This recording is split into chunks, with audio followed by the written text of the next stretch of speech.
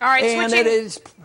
switching gears, Dr. Paul, because we're running out of time. We want to make sure we get to everything on the table. Crimea votes Sunday as to whether or not they're staying with Ukraine or going back to their abusive ex-boyfriend known as Russia.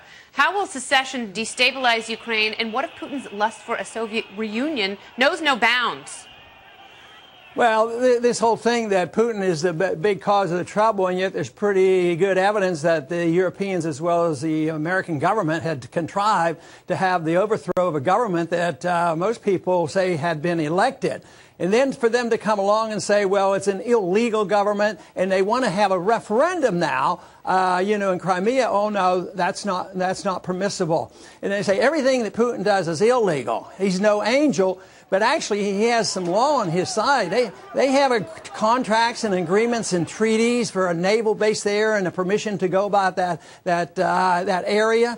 You know, it reminds me a little bit about what would happen if all of a sudden they said that the Americans are occupying Guantanamo illegally, and that we've just invaded Guantanamo. So it's such a facade and hiding the truth. Dr. Paul, I think we should get the hell out of Guantanamo too. I think we agree with that, but can we really say that a referendum is legitimate and worth respecting if it is done in the shadow of a large neighbor massing armies and threatening everybody in the region? Is that a piece of paper worth respecting? Yeah.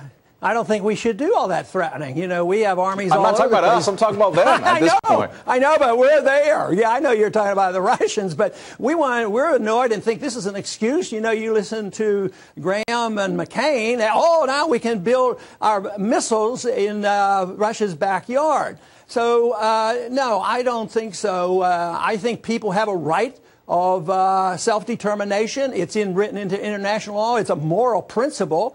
And, of course, if you believe in limited government, everybody should have the right to minimize their government. There should be a right of secession. We love secession when we seceded from, the Great Britain, and we love secession when the Soviet Union broke up. So why not have the breakup of these countries? And I cannot understand how we could argue against an election. You know, that to me sounds like democratic. Yeah, I just had an election in North Korea, and that went swimmingly. Many discussions to be continued. Thank you very much.